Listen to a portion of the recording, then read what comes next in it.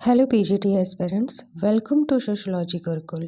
जैसा कि हम लोगों ने पिछली क्लास में डिस्कस किया था कि जितने भी पर्सपेक्टिव हैं, जितने भी अभी तक के सिद्धांत को कैटेगराइज किया गया है, उन सबको हम लोगों को पढ़ना है। जैसे प्रकारवादी परिप्रेक्ष्य के जितने भी राइटर हैं आपके, उनको पढ़ना है जो सोशियोलॉजी के अकॉर्डिंग आते हैं।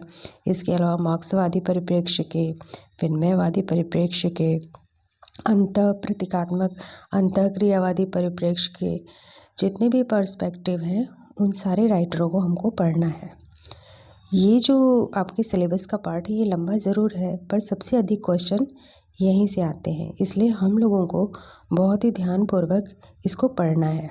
तो यहाँ पर मैं थोड़ा सा आप लोगों को ब्रीफली बता रही हूँ कि प्रकारवाद एक्चुअली है क्या, और इसमें कौन कौन से राइटर आते हैं और किन किन राइटरों को हमको पढ़ना है।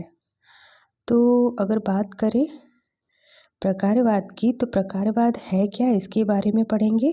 इसके क्या फीचर्स हैं वो पढ़ेंगे, और इसमें कौन कौन से राइटर आते हैं, उसकी कितनी कैटेगरी है। 3 कैटेगरी है। पहली कैटेगरी में वेस्टर्न थिंकर आते हैं, दूसरी कैटेगरी में इंडियन थिंकर आते हैं, और थर्ड कैटेगरी में आपके एंथ्रोपोलॉजिस्ट फंक्शनल थिंकर आते हैं।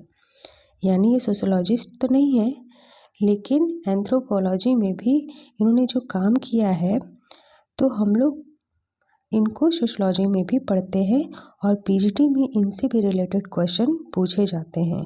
तो इसलिए इन राइटरों को हमको छोड़ना नहीं है, इन्हें भी पढ़ना है। तो सबसे पहले हम वेस्टर्न थिंकर की बात कर लेते हैं। तो इसमें हमें Auguste Comte, Herbert Spencer, Durkheim, Talcott Parsons और मर्टन को पढ़ना है।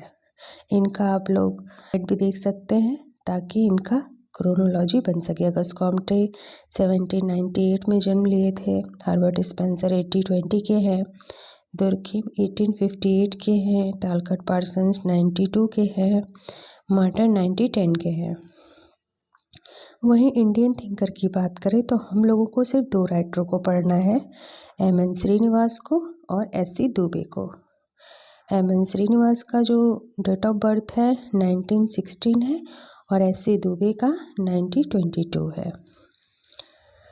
फिर थर्ड कैटेगरी में आते हैं हमारे एंथ्रोपोलॉजिस्ट फंक्शनल थिंकर। तो इसमें देख लेते हैं हम लोग। सबसे पहले रैडक्लिफ ब्राउन आते हैं, फिर आते हैं आपके मेलिनोवस्की, फिर नाडेल आते हैं, और फिर आते हैं आपके लेवी-स्ट्रॉस। इन सब से क्वेश्चन पूछे जाते हैं, कभी कभी इनकी क्रोनोलॉजी भी पूछ ली जाती है। तो रैडक्लिफ ब्राउन है 1851 के, मेलिनोवस्की 1884 के, एस.एफ. नाडेल 93 के, और लेवी-स्ट्रॉस जो है वो 1908 के हैं। कभी कभी तो यही पूछ दिया जाता है कि ये जो राइटर्स हैं वो किस कैटेगरी के हैं, किस पर्सपेक्टिव में आते हैं। तो फंक्शनल में आते हैं, या विनिमयवादी सिद्धांतकार में आते हैं, या मार्क्सवादी सिद्धांतकार में आते हैं, या प्रतीकात्मक अंतःक्रियावादी परिप्रेक्ष्य में आते हैं।